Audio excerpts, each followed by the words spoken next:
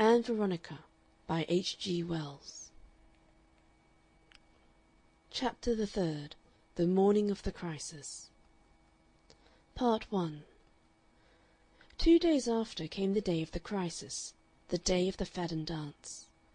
It would have been a crisis anyhow, but it was complicated in Ann Veronica's mind by the fact that a letter lay on the breakfast table for Mr. Manning, and that her aunt focused a brightly tactful disregard upon this throughout the meal. Ann Veronica had come down thinking of nothing in the world but her inflexible resolution to go to the dance in the teeth of all opposition. She did not know Mr. Manning's handwriting, and opened his letter and read some lines before its import appeared. Then for a time she forgot the Fadden affair altogether. With a well-simulated unconcern and a heightened colour she finished her breakfast. She was not obliged to go to the Tredgold College, because as yet the college had not settled down for the session. She was supposed to be reading at home, and after breakfast she strolled into the vegetable garden, and having taken up a position upon the staging of a disused greenhouse that had the double advantage of being hidden from the windows of the house and secure from the sudden appearance of any one, she resumed the reading of Mr. Manning's letter. Mr. Manning's handwriting had an air of being clear without being easily legible. It was large and rather roundish, with a lack of definition about the letters, and a disposition to treat the large ones as liberal-minded people nowadays treat opinions, as all amounting to the same thing really. A year's smoothed boyish rather than an adult hand, and it filled 7 sheets of note-paper, each written only on one side. "My dear Miss Stanley," it began, "I hope you will forgive my bothering you with a letter, but I have been thinking very much over our conversation at Lady Palsworthy's, and I feel there are things I want to say to you so much that I cannot wait until we meet again. It is the worst of talk under such social circumstances that it is always getting cut off so soon as it is beginning, and I went home that afternoon feeling I had said nothing, literally nothing, of the things I had meant to say to you and that were coursing through my head. They were things I had meant very much to talk to you about, so that I went home vexed and disappointed, and only relieved myself a little by writing a few verses. I wonder if you will mind very much when I tell you they were suggested by you. You must forgive the poet's license I take. Here is one verse. The metrical irregularity is intentional, because I want, as it were, to put you apart, to change the lilt and the mood altogether when I speak of you. A song of ladies and my lady. Saintly white and a lily is Mary, Margaret's violets sweet and shy.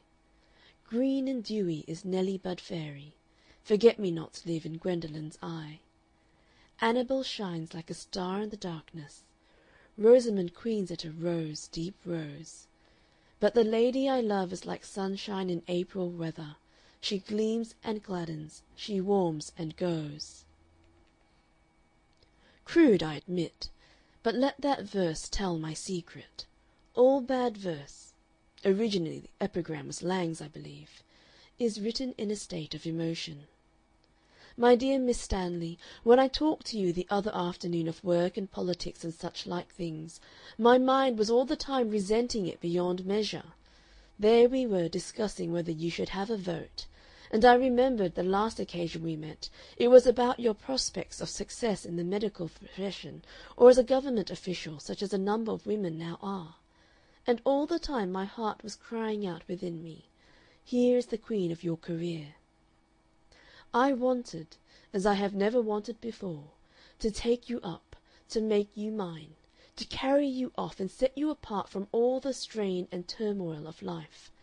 For nothing will ever convince me that it is not the man's share in life to shield, to protect, to lead and toil and watch and battle with the world at large. I want to be your knight, your servant, your protector, I dare scarcely write the word, your husband. So I come suppliant. I am 35, and I have knocked about in the world and tasted the quality of life. I had a hard fight to begin with to win my way into the upper division. I was third on a list of 47. And since then I have found myself promoted almost yearly in a widening sphere of social service. Before I met you I never met any one whom I felt I could love, but you have discovered depths in my own nature I had scarcely suspected. Except for a few early ebullitions of passion, natural to a warm and romantic disposition, and leaving no harmful after-effects, ebullitions that by the standards of the higher truth I feel no one can justly cast a stone at, and of which I for one am by no means ashamed, I come to you a pure and unencumbered man. I love you. In addition to my public salary, I have a certain private property and further expectations through my aunt, so that I can offer you a life of wide and generous refinement, travel, books, discussion, and easy relations with a circle of clever and brilliant and thoughtful people with whom my literary work has brought me into contact, and of which, seeing me only as you have done, alone in Morningside Park, you can have no idea. I have a certain standing not only as a singer but as a critic, and I belong to one of the most brilliant causerie dinner clubs of the day, in which successful bohemianism, politicians, men of affairs, artists, sculptors, and cultivated noblemen generally mingle together in the easiest and most delightful intercourse. That is my real milieu, and one that I am convinced you would not only adorn, but delight in. I find it very hard to write this letter. There are so many things I want to tell you, and they stand on such different levels, that the effect is necessarily confusing and discordant, and I find myself doubting if I am really giving you the thread of emotion that should run through all this letter. For although I must confess it reads very much like an application or a testimonial or some such thing as that, I can assure you I am writing this in fear and trembling with a sinking heart. My mind is full of ideas and images that I have been cherishing and accumulating, dreams of travelling side by side, of lunching quietly together in some jolly restaurant, of moonlight and music and all that side of life, of seeing you dressed like a queen and shining in some brilliant throng, mine, of your looking at flowers in some old-world garden, our garden. There are splendid places to be got down in Surrey, and a little runabout motor is quite within my means. You know they say, as, indeed, I have just quoted already, that all bad poetry is written in a state of emotion. But I have no doubt that this is true of bad offers of marriage. I have often felt before that it is only when one has nothing to say that one can write easy poetry. Witness Browning.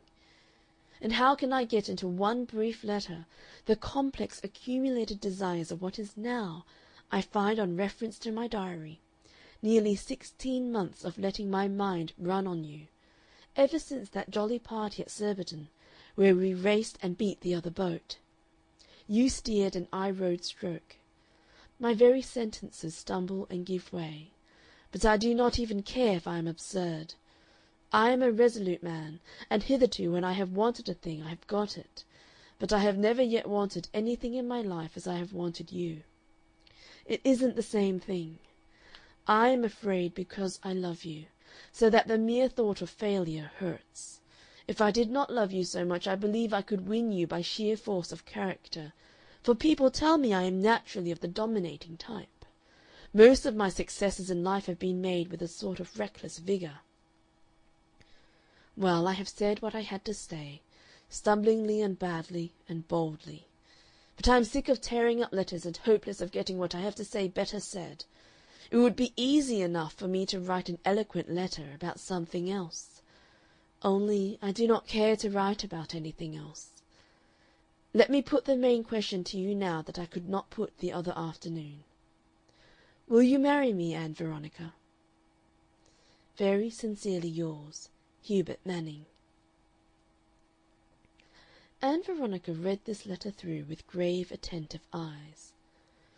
Her interest grew as she read. A certain distaste disappeared. Twice she smiled, but not unkindly. Then she went back and mixed up the sheets in a search for particular passages. Finally she fell into reflection. "Odd," she said. I suppose I shall have to write an answer. It's so different from what one has been led to expect." She became aware of her aunt, through the panes of the greenhouse, advancing with an air of serene unconsciousness from among the raspberry canes. "No, you don't," said Ann Veronica, and walked out at a brisk and business-like pace toward the house. "I'm going for a long tramp, auntie," she said. "Alone, dear?" "Yes, aunt. I've got a lot of things to think about." Miss Stanley reflected as Ann Veronica went toward the house. She thought her niece very hard and very self-possessed and self-confident. She ought to be softened and tender and confidential at this phase of her life. She seemed to have no idea whatever of the emotional states that were becoming to her age and position. Miss Stanley walked round the garden thinking, and presently house and garden reverberated to Ann Veronica's slamming of the front door. "I wonder," said Miss Stanley. For a long time she surveyed a row of towering hollyhocks as though they offered an explanation. Then she went in and upstairs, hesitated on the landing, and finally, a little breathless and with an air of great dignity, opened the door and walked into Ann Veronica's room. It was a neat, efficient-looking room, with a writing-table placed with a business-like regard to the window, and a bookcase surmounted by a pig's skull, a dissected frog in a sealed bottle, and a pile of shiny, black-covered note-books. In the corner of the room were 2 hockey sticks and a tennis racket, and upon the walls Ann Veronica, by means of autotypes, had indicated her proclivities in art. But Miss Stanley took no notice of these things.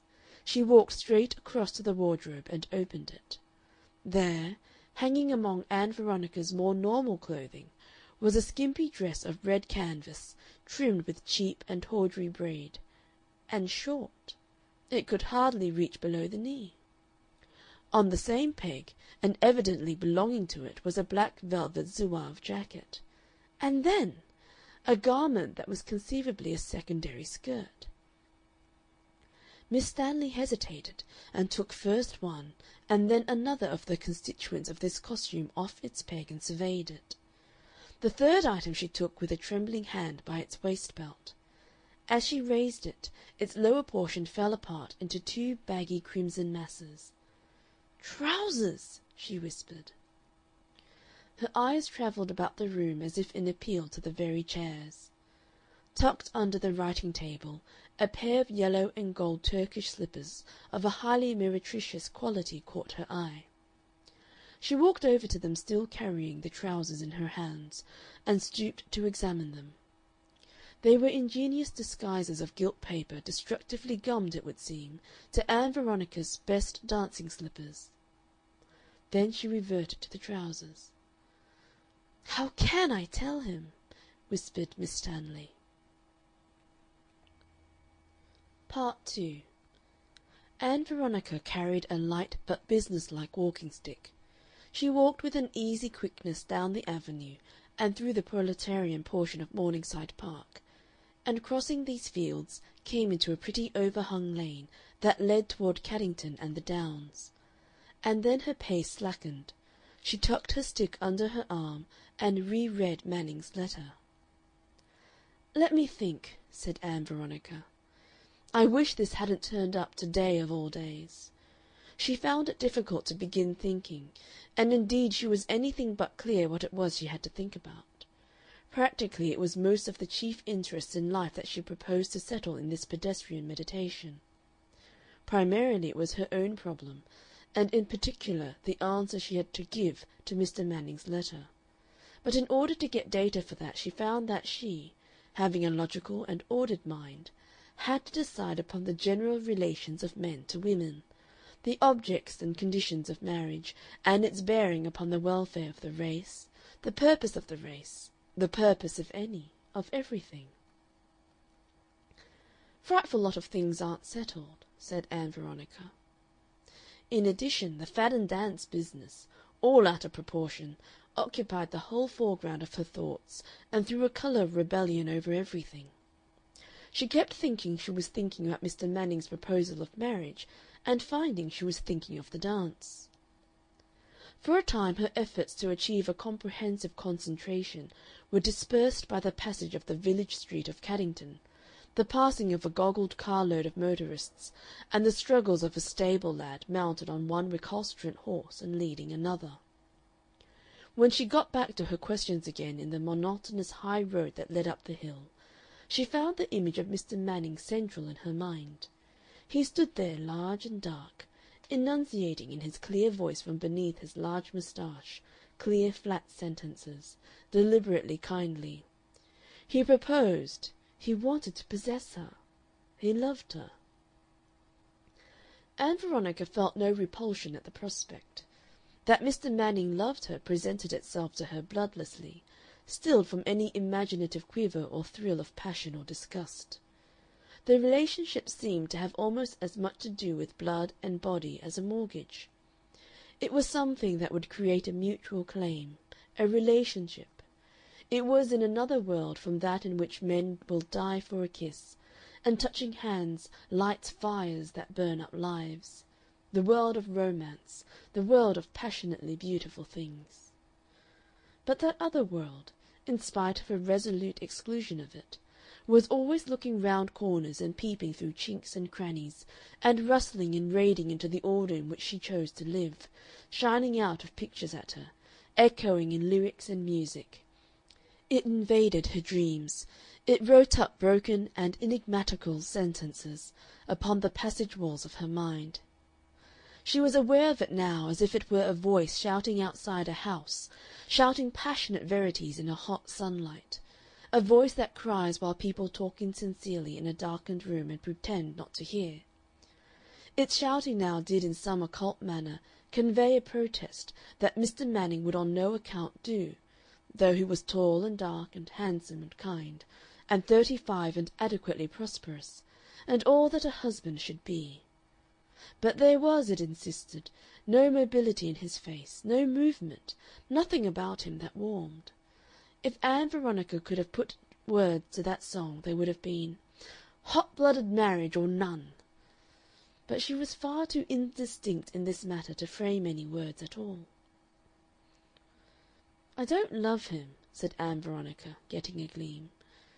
"I don't see that his being a good sort matters. That really settles about that. But it means no end of a row." For a time she sat on a rail before leaving the road for the downland turf. "But I wish," she said, "I had some idea what I was really up to." Her thoughts went into solution for a time while she listened to a lark singing. "Marriage and mothering," said Ann Veronica, with her mind crystallizing out again as the lark dropped to the nest in the turf. "And all the rest of it, perhaps, is a song." Part 3. Her mind got back to the Fadden Ball. She meant to go, she meant to go, she meant to go. Nothing would stop her, and she was prepared to face the consequences. Suppose the father turned her out of doors? She did not care, she meant to go. She would just walk out of the house and go. She thought of her costume in some detail and with considerable satisfaction, and particularly of a very jolly property dagger with large glass jewels in the handle that reposed in a drawer in her room. She was to be a corsair's bride. Fancy stabbing a man for jealousy, she thought. You'd have to think how to get in between his bones. She thought of her father, and with an effort dismissed him from her mind. She tried to imagine the collective effect of the Fadden Ball. She had never seen a fancy dress gathering in her life. Mr. Manning came into her thoughts again, an unexpected, tall, dark, self-contained presence at the Fadden. One might suppose him turning up. He knew a lot of clever people, and some of them might belong to the class. What would he come as? Presently she roused herself with a guilty start from the task of dressing and redressing Mr. Manning in fancy costume, as though he was a doll. She had tried him as a crusader, in which guise he seemed plausible but heavy. There is something heavy about him. I wonder if it's his moustache. And as a hussar, which made him preposterous, and as a Black Brunswicker, which was better, and as an Arab sheik. Also she had tried him as a dragoman and as a gendarme, which seemed the most suitable of all to his severely handsome, immobile profile. She felt he would tell people the way, control traffic, and refuse admission to public buildings with invincible correctness and the very finest explicit feelings possible. For each costume she had devised a suitable form of matrimonial refusal. "Oh, Lord!" she said, discovering what she was up to, and dropped lightly from the fence upon the turf and went on her way toward the crest. "I shall never marry," said Ann Veronica resolutely. "I'm not the sort. That's why it's so important I should take my own line now." Part 4. Ann Veronica's ideas of marriage were limited and unsystematic. Her teachers and mistresses had done their best to stamp her mind with an ineradicable persuasion that it was tremendously important, and on no account to be thought about. Her first intimations of marriage as a fact of extreme significance in a woman's life had come with the marriage of Alice and the elopement of her second sister, Gwen. These convulsions occurred when Ann Veronica was about 12. There was a gulf of 8 years between her and the youngest of her brace of sisters, an impassable gulf inhabited chaotically by 2 noisy brothers. These sisters moved in a grown-up world inaccessible to Ann Veronica's sympathies, and to a large extent remote from her curiosity.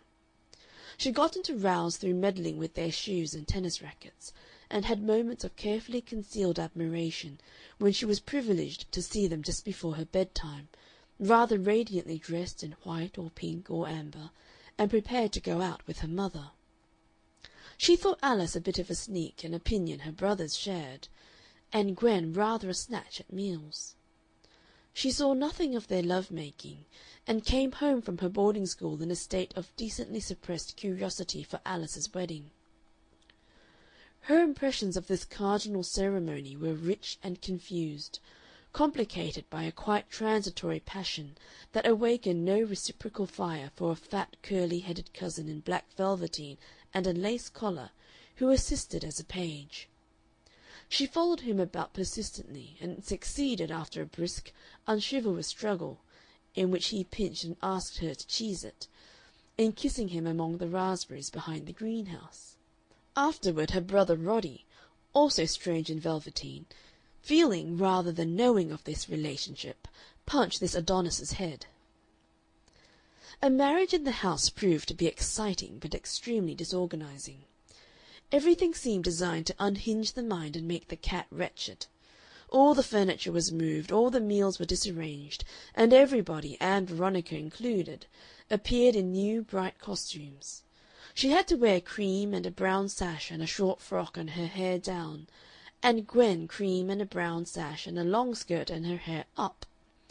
Her mother, looking unusually alert and hectic, wore cream and brown also, made up in a more complicated manner.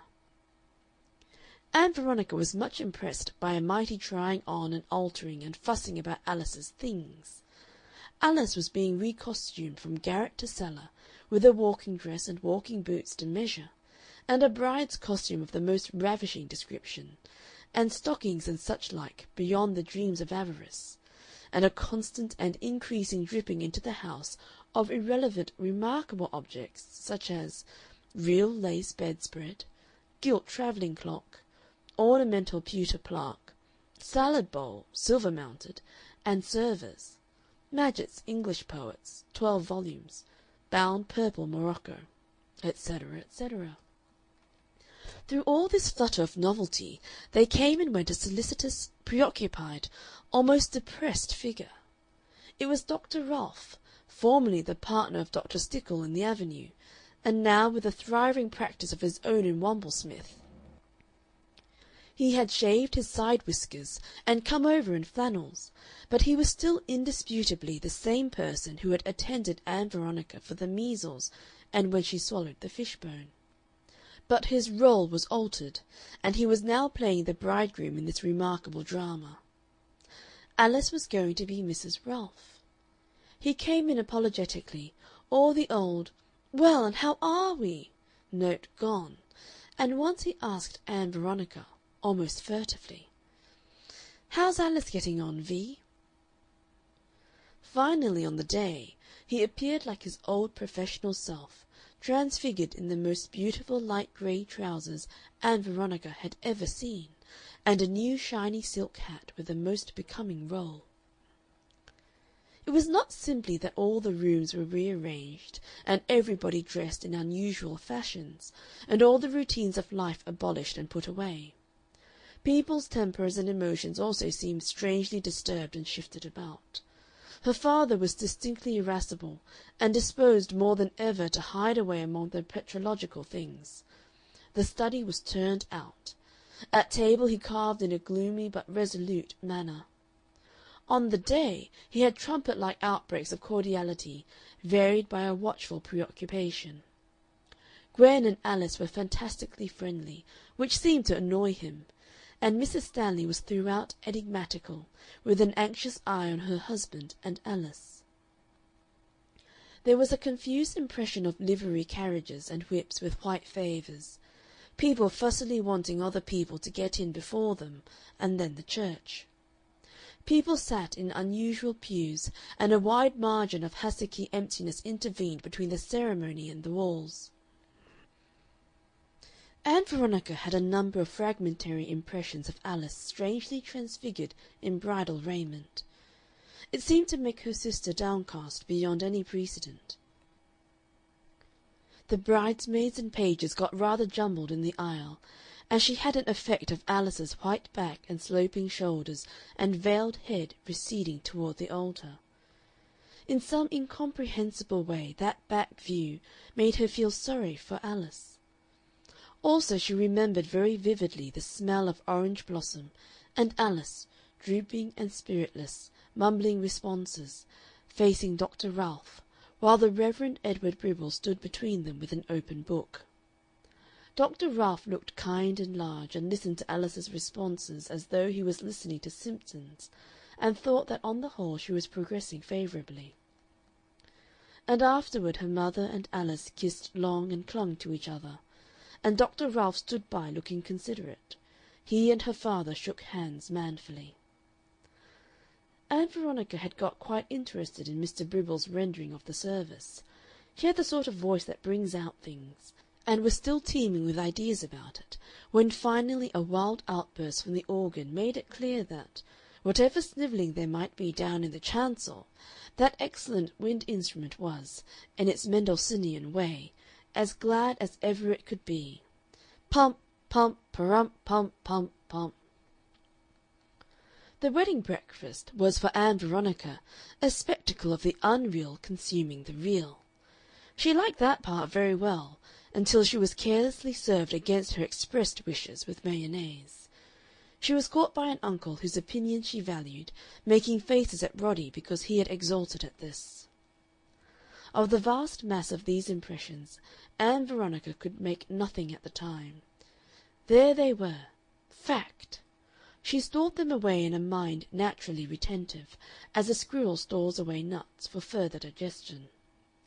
Only one thing emerged with any reasonable clarity in her mind at once, and that was that unless she was saved from drowning by an unmarried man, in which case the ceremony is unavoidable, or totally destitute of underclothing, and so driven to get a trousseau, in which hardship a trousseau would certainly be ripping, marriage was an experience to be strenuously evaded.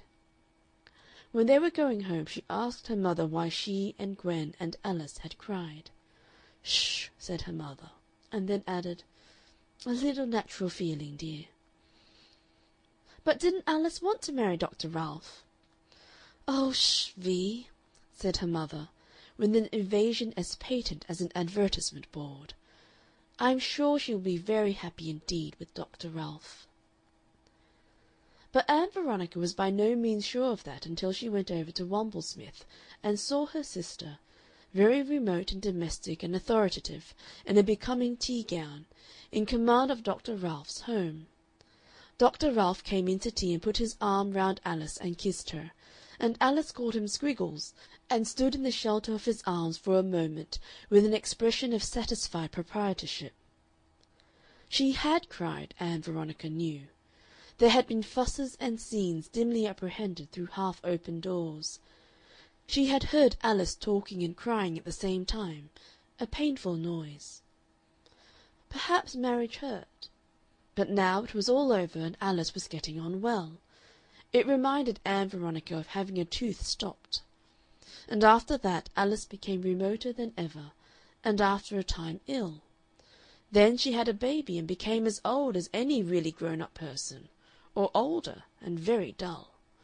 Then she and her husband went off to a Yorkshire practice and had 4 more babies, none of whom photographed well, and so she passed beyond the sphere of Ann Veronica's sympathies altogether.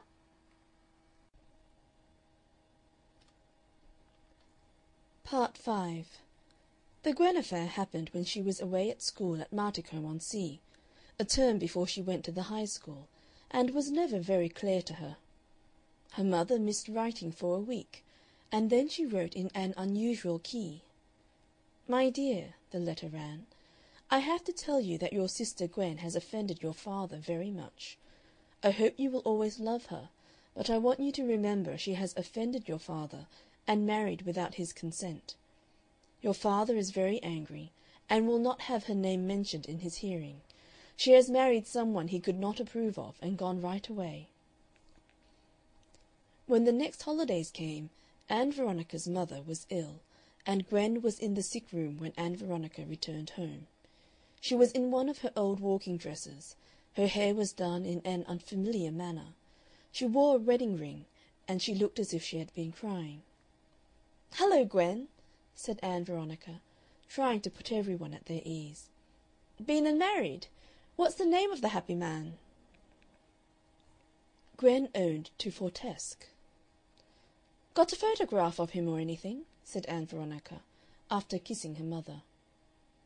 Gwen made an inquiry, and, directed by Mrs. Stanley, produced a portrait from its hiding-place in the jewel drawer under the mirror. It presented a clean-shaven face with a large Corinthian nose, hair tremendously waving off the forehead, and more chin and neck than is good for a man. "Looks all right," said Ann Veronica, regarding him with her head first on one side and then on the other, and trying to be agreeable. "What's the objection?" "I suppose she ought to know," said Gwen to her mother, trying to alter the key of the conversation. "You see, Vee," said Mrs. Stanley, "Mr. Fortesque is an actor, and your father does not approve of the profession." "Oh!" said Ann Veronica. "I thought they made knights of actors." "They may of Hal some day," said Gwen, "but it's a long business." "I suppose this makes you an actress?" said Ann Veronica. "I don't know whether I shall go on," said Gwen, a novel note of languorous professionalism creeping into her voice. "The other women don't much like it if husband and wife work together, and I don't think Hal would like me to act away from him." Ann Veronica regarded her sister with a new respect, but the traditions of family life are strong.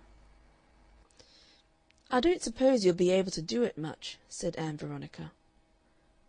Later Gwen's trouble weighed so heavily on Mrs. Stanley in her illness that her husband consented to receive Mr. Fortesque in the drawing-room and actually shake hands with him in an entirely hopeless manner and hope everything would turn out for the best. The forgiveness and reconciliation was a cold and formal affair, and afterwards her father went off gloomily to his study, and Mr. Fortesque rambled round the garden with soft, propitiatory steps, the Corinthian nose upraised and his hands behind his back, pausing to look long and hard at the fruit-trees against the wall. Ann Veronica watched him from the dining-room window, and after some moments of maidenly hesitation, rambled out into the garden in a reverse direction to Mr. Fortesque's steps, and encountered him with an air of artless surprise. "Hello," said Ann Veronica, with arms akimbo and a careless, breathless manner. "You Mr. Fortesque?" "At your service. You Ann Veronica?" "Rather. I say, did you marry Gwen?" "Yes." "Why?" Mr. Fortesque raised his eyebrows and assumed a light comedy expression. "I suppose I fell in love with her, Ann Veronica." "Rum!" said Ann Veronica. Have you got to keep her now?" "To the best of my ability," said Mr. Fortesque with a bow. "Have you much ability?" asked Ann Veronica. Mr. Fortesque tried to act embarrassment in order to conceal its reality, and Ann Veronica went on to ask a string of questions about acting, and whether her sister would act, and was she beautiful enough for it, and who would make her dresses, and so on. As a matter of fact, Mr. Fortesque had not much ability to keep her sister, and a little while after her mother's death Ann Veronica met Gwen suddenly on the staircase coming from her father's study, shockingly dingy and dusty mourning, and tearful and resentful.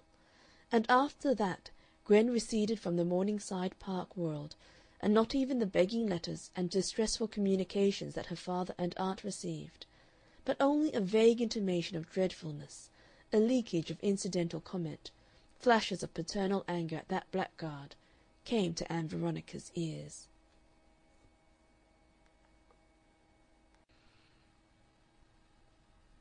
Part 6. These were Ann Veronica's leading cases in the question of marriage. They were the only real marriages she had seen clearly.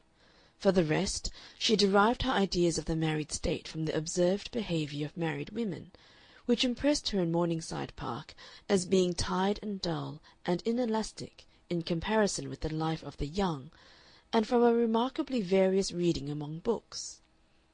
As a net result, she had come to think of all married people much as one thinks of insects that have lost their wings, and of her sisters as new-hatched creatures who had scarcely for a moment had wings.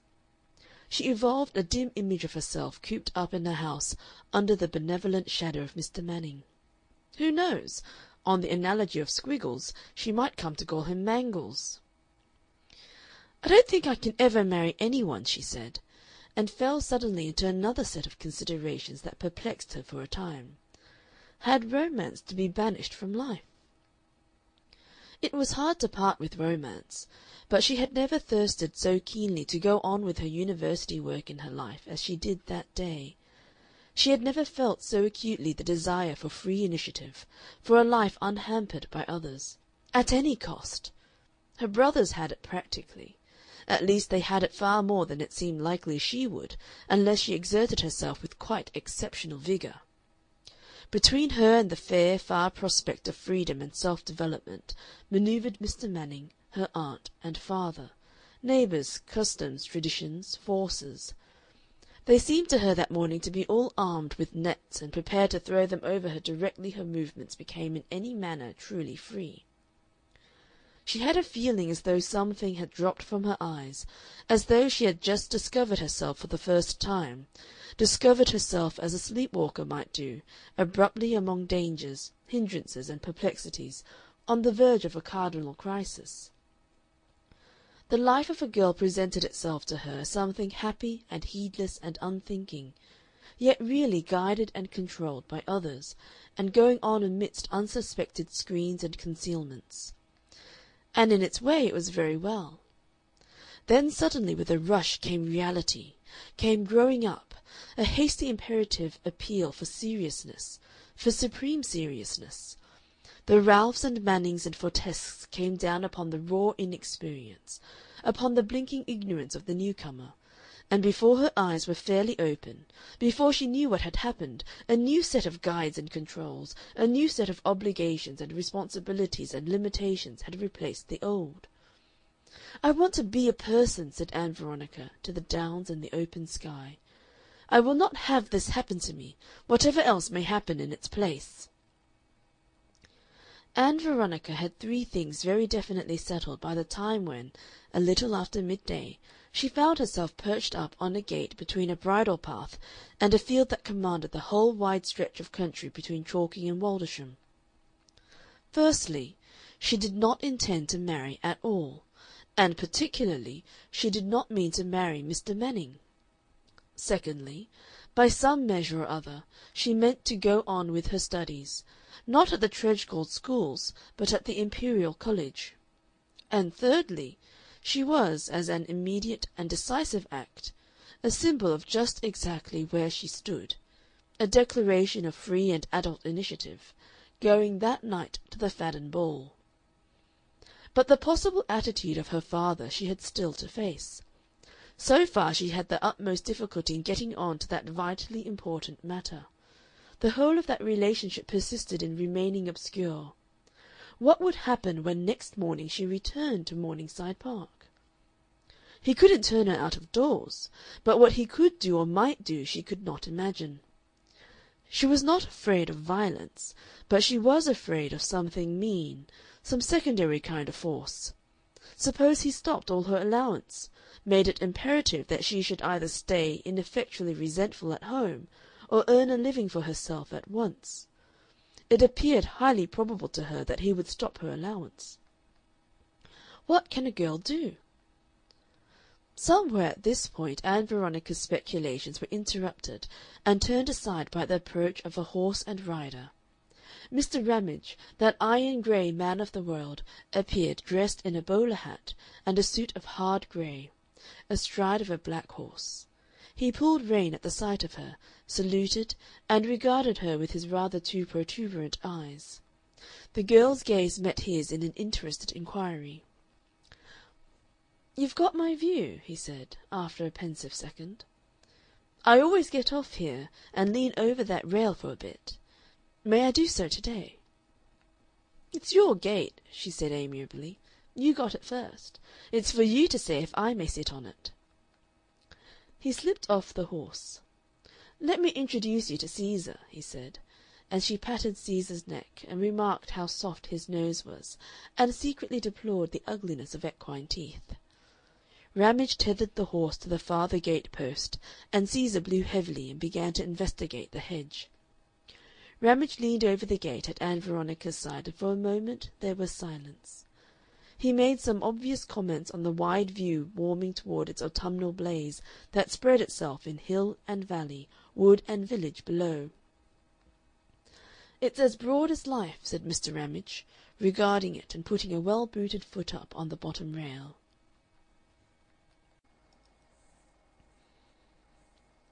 Part 7. "And what are you doing here, young lady?" he said, looking up at her face. "Wandering alone so far from home?"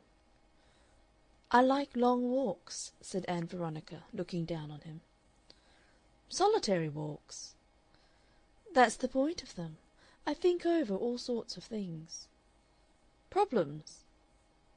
"Sometimes quite difficult problems." "You're lucky to live in an age when you can do so. Your mother, for instance, couldn't. She had to do her thinking at home, under inspection." She looked down on him thoughtfully, and he let his admiration of her free young poise show in his face. "I suppose things have changed," she said. "Never was such an age of transition." She wondered what, too, Mr. Ramage did not know. "Sufficient unto me is the change thereof," he said, with all the effect of an epigram.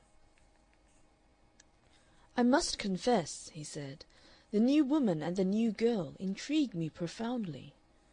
I am one of those people who are interested in women, more interested than I am in anything else. I don't conceal it. And the change of attitude, the way all the old clinginess has been thrown aside is amazing, and all the old trick of shrinking up like a snail at a touch. If you had lived 20 years ago, you would have been called a young person, and it would have been your chief duty in life not to know, never to have heard of, and never to understand." "It's quite enough still," said Ann Veronica, smiling, "that one doesn't understand." "Quite. But your role would have been to go about saying, 'I beg your pardon,' in a reproving tone to things you understood quite well in your heart and saw no harm in. That terrible young person, she's vanished, lost, stolen, or strayed. The young person! I hope we may never find her again." He rejoiced over this emancipation. While that lamb was about, every man of any spirit was regarded as a dangerous wolf. We wore invisible chains and invisible blinkers. Now, you and I can gossip at a gate. And honi soit qui mal y pense. The change has given man one good thing he never had before," he said. "Girl friends. And I am coming to believe the best as well as the most beautiful friends a man can have are girl friends." He paused and went on, after a keen look at her. "I had rather gossip to a really intelligent girl than to any man alive." "I suppose we are more free than we were," said Ann Veronica, keeping the question general. "Oh, there's no doubt of it. Since the girls of the 80's broke bounds and sailed away on bicycles, my young days go back to the very beginnings of that. It's been one triumphant relaxation." "Relaxation, perhaps. But are we any more free?" "Well?" "I mean, we've long strings to tether us, but we are bound all the same. A woman isn't much freer, in reality."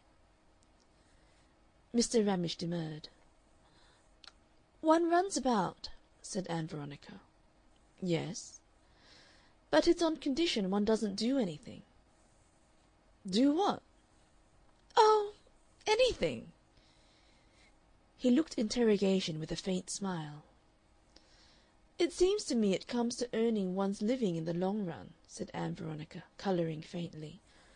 "Until a girl can go away as the sun does and earn her independent income, she's still on a string. It may be a long string, long enough if you like to tangle up all sorts of people, but there it is. If the paymaster pulls, home she must go. That's what I mean."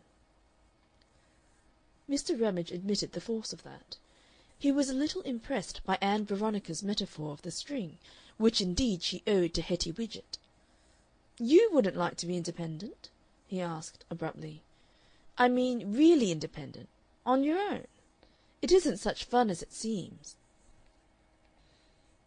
"Every one wants to be independent," said Ann Veronica.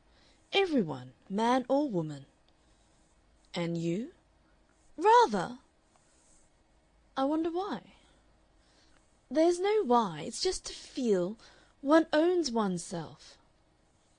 "Nobody does that," said Ramage, and kept silence for a moment. "But a boy goes out into the world and presently stands on his own feet. He buys his own clothes, chooses his own company, makes his own way of living." "You'd like to do that?" "Exactly." "Would you like to be a boy?" "I wonder!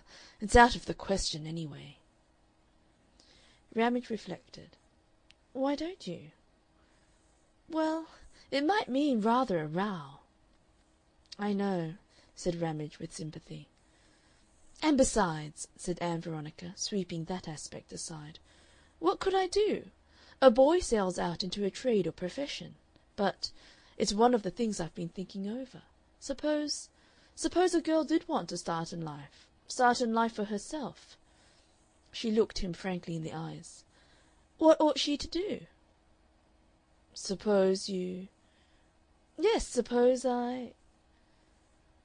He felt that his advice was being asked.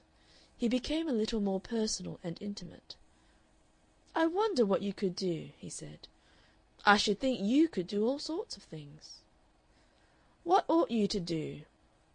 He began to produce his knowledge of the world for her benefit, jerkily and elusively and with a strong rank flavor of savoir faire. He took an optimist view of her chances. Ann Veronica listened thoughtfully, with her eyes on the turf, and now and then she asked a question or looked up to discuss a point. In the meanwhile, as he talked, he scrutinized her face, ran his eyes over her careless, gracious poise, wondered hard about her. He described her privately to himself as a splendid girl. It was clear she wanted to get away from home, that she was impatient to get away from home. Why? While the front of his mind was busy warning her not to fall into the hopeless miseries of underpaid teaching, and explaining his idea that for women of initiative, quite as much as for men, the world of business had by far the best chances, the back chambers of his brain were busy with the problem of that why. His first idea as a man of the world was to explain her unrest by a lover, some secret or forbidden or impossible lover. But he dismissed that because then she would ask her lover, not him, all these things. Restlessness, then, was the trouble, simple restlessness. Home bored her. He could quite understand the daughter of Mr. Stanley being bored and feeling limited. But was that enough? Dim, formless suspicions of something more vital wandered about his mind. Was the young lady impatient for experience? Was she adventurous? As a man of the world, he did not think it becoming to accept maidenly calm as anything more than a mask. Warm life was behind that always, even if it slept. If it was not an actual personal lover, it still might be the lover not yet incarnate, not yet perhaps suspected. He had diverged only a little from the truth when he said that his chief interest in life was women. It wasn't so much women as woman that engaged his mind. His was the Latin turn of thinking. He had fallen in love at 13, and he was still capable, he prided himself, of falling in love. His invalid wife and her money had been only the thin thread that held his life together. Beaded on that permanent relation had been an interweaving series of other feminine experiences, disturbing, absorbing, interesting, memorable affairs. Each one had been different from the others. Each had had a quality all its own, a distinctive freshness, a distinctive beauty. He could not understand how men could live ignoring this one predominant interest, this wonderful research into personality and the possibilities of pleasing, these complex, fascinating expeditions that began in interest and mounted to the supremest, most passionate intimacy. All the rest of his existence was subordinate to this pursuit. He lived for it, worked for it, kept himself in training for it. So while he talked to this girl of work and freedom, his slightly protuberant eyes were noting the gracious balance of her limbs and body across the gate, the fine lines of her chin and neck. Her grave, fine face, her warm, clear complexion, had already aroused his curiosity as he had gone to and fro in Morningside Park, and here suddenly he was near to her and talking freely and intimately. He had found her in a communicative mood, and he used the accumulated skill of years in turning that to account. She was pleased and a little flattered by his interest and sympathy. She became eager to explain herself, to show herself in the right light. He was manifestly exerting his mind for her, and she found herself fully disposed to justify his interest. She perhaps displayed herself rather consciously as a fine person unduly limited. She even touched lightly on her father's unreasonableness. "I wonder," said Ramage, "that more girls don't think as you do and want to strike out in the world." And then he speculated. "I wonder if you will." "Let me say one thing," he said. "If ever you do and I can help you in any way, by advice or inquiry or recommendation, you see I'm no believer in feminine incapacity, but I do perceive there is such a thing as feminine inexperience. As a sex you're a little undertrained. In affairs, I'd take it, forgive me if I seem a little urgent, as a sort of proof of friendliness. I can imagine nothing more pleasant in life than to help you, because I know it would pay to help you. There's something about you, a little flavor of will, I suppose, that makes one feel good luck about you and success." And while he talked and watched her as he talked, she answered, and behind her listening watched and thought about him. She liked the animated eagerness of his manner. His mind seemed to be a remarkably full one. His knowledge of detailed reality came in just where her own mind was most weakly equipped. Through all he said ran one quality that pleased her, the quality of a man who feels that things can be done, that one need not wait for the world to push one before one moved.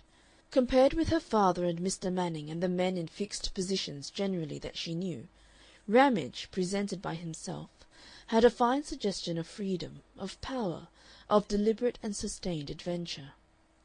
She was particularly charmed by his theory of friendship. It was really very jolly to talk to a man in this way, who saw the woman in her and did not treat her as a child. She was inclined to think that perhaps for a girl the converse of his method was the case. An older man, a man beyond the range of anything nonsensical, was, perhaps, the most interesting sort of friend one could meet. But in that reservation, it may be, she went a little beyond the converse of his view. They got on wonderfully well together.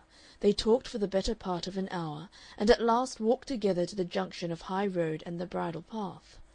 There, after protestations of friendliness and helpfulness that were almost ardent, he mounted a little clumsily and rode off at an amiable pace, looking his best, making a leg with his riding gaiters, smiling and saluting, while Ann Veronica turned northward, and so came to Michelschissel.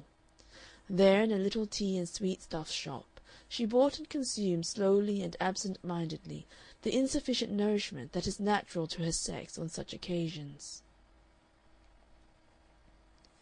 End of chapter 3.